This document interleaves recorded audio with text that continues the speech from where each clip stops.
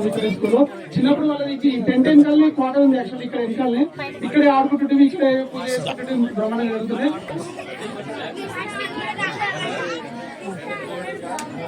చెప్పండి ఒక్కసారి గట్టిగా చెప్పండి.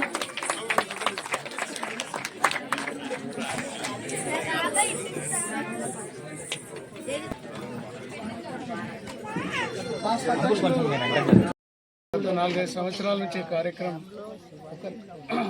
గత 4-5 సంవత్సరాల నుంచి ఈ యొక్క కార్యక్రమం నిర్వహించడం చాలా చక్కటి కార్యక్రమం. ఇంత మంచి కార్యక్రమం నిర్వహిస్తున్న ఈ కార్యవర్గానికి, జిల్లా కార్యవర్గానికి ధన్యవాదాలు తెలియజేస్తా ఉన్నాం. మరి రాబోయే సంఘం ఏర్పాటు చేసిన తర్వాత ఇది ఎందుకు ఇట్లా చేసినామంటే, ఆనాడు వైఎస్ రాజశేఖర రెడ్డి గారు మనకు 2009లో మనకు ఆనాడు వెనుకబడిన తరగతుల్లో చేర్పించడం జరిగింది. అదే వీరశైవ లింగబడిన క్రితం ఈ సంఘాన్ని స్థాపించడం. అప్పటి నుంచి ఇప్పటి వరకు దశాబ్దోత్సవాలు జరిగింది. ఈ కార్యక్రమాలు నిర్వహిస్తున్నందుకు మరి ఎన్నో కార్యక్రమాలు చేస్తూ ఉన్నాం. ప్రతి సంవత్సరం డైరీ రిలీజ్ చేయడం కానీ, మరి ప్రతిభ అవార్డు ఇవ్వడం కానీ, మరి అట్లాగే మిగతా మరి ఉమెన్స్ డే దాంట్లో కార్యక్రమం చేయడం కానీ, ఇవన్నీ కార్యక్రమాలు రాష్ట్రంలో జరుగుతున్నప్పుడు అందులో భాగంగా జిల్లాలో కూడా చక్కగా చాలా కార్యక్రమాలు చేస్తున్నాం. మన అక్క నిర్మలక్క కూడా చాలాసార్లు మన కార్యక్రమం రవీంద్రబాద్ వచ్చినాం. నేను 2-3 సార్లు అయితే వచ్చినట్టుగా ఐడియా ఉంది. మరి ఆ కార్యక్రమంలో పాల్గొంటున్నందుకు మన అంటే మన వీరశైవ లింగాయతులు అనేది మన రాష్ట్రంలో 40 లక్షల జనాభా ఉంది. అది మామూలుగా లేదు. ఎందుకంటే ఈనాడు మనము చెప్తా ఉన్నాం కానీ నిరూపించుకోవాల్సిన అవసరం ఇప్పుడు ఉంది. ఎందుకంటే ఇప్పుడు కులగండ జరుగుతూ ఉంది కాబట్టి వీరశైవ లింగాయత లింగబల్జ సంఘం అనే పేరు మనకు ఉంది కాబట్టి అదే దానిపైన ప్రతి ఒక్కరు వీరశైవ లింగబల్జ అని 115 నంబర్ పైన మనం భావించాల్సిన అవసరం ఉంది. అది ప్రతి ఒక్కరు గుర్తుంచుకోవాలి. లేకపోతే లింగాయతాన్ని ఉల్బాల్జోళ్ళని ఇదేది రాస్తే మనకు జనాభా మనకు రాదు. అటు ప్రభుత్వం ఏది ఇచ్చినా జనాభా ప్రాతిపదికైనా కుల ప్రాతిపదికైనా ఇచ్చే అవకాశాలు ఉన్నాయి కాబట్టి రేపటి రాజకీయంగా ఇంకే రకంగా మన వాళ్ళకు అవకాశం ఉంటుందని తెలియజేస్తాం. హైదరాబాద్ నియోజకవర్గానికి వచ్చినప్పుడు గతంలో కానీ గత 4 పార్లమెంటు ఎన్నికలు జరిగినప్పుడు మన కులానికి ప్రాతినిధ్యం ఉంది. ఎందుకుందంటే అక్కడ 2 లక్షల ఓటర్స్ ఉన్నారు మన వాళ్ళు. హైదరాబాద్ ప్రతి సంగారెడ్డిలో 35,000 మంది మన ఓటర్స్. నేను లెక్క చేసి చెప్తా ఉన్నాను, ఊరికే చెప్పడం. మీరు ఇప్పుడు తెలుస్తుంది కదా, ఖచ్చితంగా ఇది రాయండి, మీరు ఖచ్చితంగా వస్తుంది. మరి ఇంత జనాభా ఉన్నప్పటికీ హైదరాబాద్లో 5 లక్షలు ఉన్నారు. కోఆర్డినేషన్ లేదు, తెలియదు, ఎవరెక్కడో తెలియదు. కాబట్టి వీళ్ళందరినీ ఒక ఐడియా రావడానికి మనమంతా కులగండ జరగాల మనందరం. ఎందుకంటే అక్కలు 12వ శతాబ్దంలో బసవేశ్వరుడు తీసుకున్న కార్యక్రమం స్త్రీలకు సమానమైన హక్కులు ఇచ్చినారు. ఆనాడు అనుభవ మంటపం ఏర్పాటు చేసినారు. పక్కనే బసవ కళ్యాణ్ ఉంది, మీరు పోయి చూడండి. ప్రధానమంత్రి ఉన్నప్పుడు గిజ్జలరాజు పీరియడ్లో అప్పుడు ఆయన ప్రధానమంత్రి ఉన్నప్పుడు మరి స్త్రీలకు అందరికీ కూడా మరి లింగధారణ చేసి ఇవన్నీ కార్యక్రమాలు చేసినటువంటి మహాపురుషుడు బసవేశ్వరుడు. మరి పక్కకే కూడల సంఘంలో సజీవ సమాధి మరి ఆనాడు 890 సంవత్సరాల కింద ఎన్నో కార్యక్రమాలు తీసుకున్నటువంటి మహాపురుషుడు బసవేశ్వరుడు. మనకు కొత్తగా ఏం కాదు, సనాతనంగా మనకు లింగధారణ కానీ విభూతి ధారణ కానీ ఎప్పటి నుంచో చేస్తూ ఉన్నాం. ఇప్పుడు చేయడం లేదు, ఇప్పుడు కొత్తగా చేస్తున్నది ఏం లేదు. పాటించాల్సిన అవసరం మనకు ఉంది. కాబట్టి దయచేసి మరి మనం అందరం ఆలోచించాలా. మన సంఘం పటిష్టం కావాలా. మనందరం అంటే ఈ వనభోజాల ద్వారా మనము కుటుంబ సభ్యులందరం కలిసి మరి కోఆర్డినేషన్ అంటే ఒక స్నేహిత భావం పెంచడానికి అవకాశం ఉంటుంది. మరి అట్లాగే శివునికి శివపార్వతులకు ఈ మాసం ఈ నెల మరి మరొకసారి కృతజ్ఞత తెలియజేస్తున్నాను.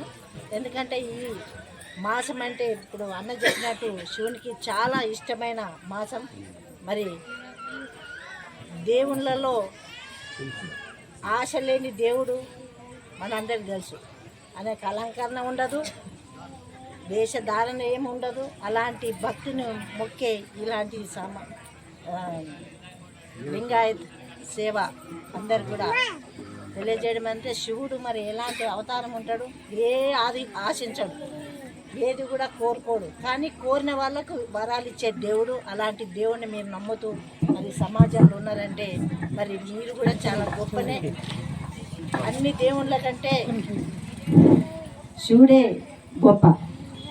శివుడు మరి ఏ ఆశ లేకుండానే ఉంటూ అందరికీ అడిగిన వాళ్ళకి అన్నీ ఇస్తుంటారు.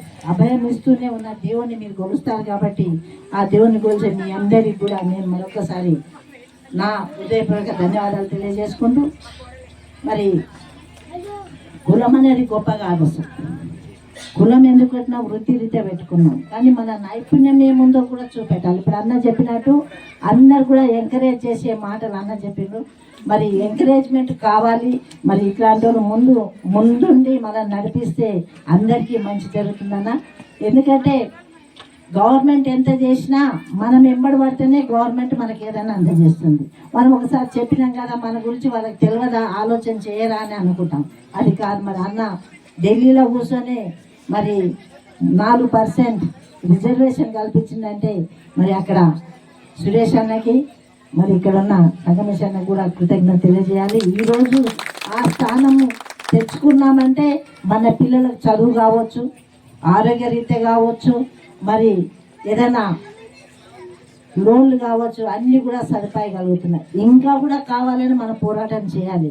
మన బసవేశ్వర స్వామీజీ ఏం చేసిండు, మన కోసంగా కష్టపడ్డారు. 3 ఇప్పటికీ చాలా సమయం గడిచింది. ఇప్పటివరకు తంగేడిపల్లి అప్పగారు కానీ, శర్మ గారు కానీ, ఇంతకుముందు శివశరణ్ కానీ చాలా విషయాలు మనకు తెలియజేశారు. అంటే వీరశైవ ధర్మాన్ని గురించి, బసవేశ్వరుడి గురించి, మనం జీవించాల్సినటువంటి విధానాన్ని గురించి చాలా చక్కగా, అంటే కొంతమంది అప్పటికి రాలేకపోయినారు కానీ చాలా చక్కటి వివరాలన్నీ ఇక్కడ తెలియజేశారు. వాటన్నింటినీ కూడా మనం పాటించాలని చెప్పేసి నేను కోరుతున్నాను. సరే, మరి ఇప్పటికీ చాలా అతీతం అవుతుంది కాబట్టి మీ అందరికీ నా యొక్క శుభాకాంక్షలు తెలియజేస్తూ ముగిస్తున్నాను. సంగారెడ్డి వాసులందరికీ, వీరశైవ బంధువులందరికీ నా యొక్క నమస్కారాలు. ఇటువంటి కార్తీక మాస వనభోజనాల కార్యక్రమానికి మమ్మల్ని రాష్ట్ర సంఘం నుంచి మమ్మల్ని ఆహ్వానించినందుకు మీ అందరికీ ధన్యవాదాలు తెలుపుతున్నాను. ఇటువంటి కార్యక్రమాలు ఇంకా ముందుకు తీసుకెళ్లి ఇటువంటి మంచి మంచి కార్యక్రమాలను జరిపించి మన యొక్క సమాజంలో మన యొక్క ఉనికిని చాటాలని చెప్పేసి వీరశైవ ధర్మాన్ని, ఇందాక మనకు శివాచార్యుల వారు అప్పగారు చెప్పినట్టుగా సమాజంలో సత్సంగాలను ఏర్పాటు చేస్తే మేము అప్పగారులమయ్యండి మేము కూడా ఇంకా ప్రచారం చేయడానికే ఉన్నాము. ఇటువంటి సత్సంగ కార్యక్రమాలను ఏర్పాటు చేయండి, దానివల్ల ఎంతో కొంత జ్ఞానం అనేది మన లోపల కలుగుతుందని చెప్పారు. నిజంగా ఈ రోజు ఇంత మంచిగా అప్పగారి సన్నిధిలో ఒక అరగంట ఆయన మంచి విషయాలను విన్నందుకు, ఆ భాగ్యాన్ని మాకు కలిగించినందుకు చాలా ధన్యవాదాలు మీ అందరికీ.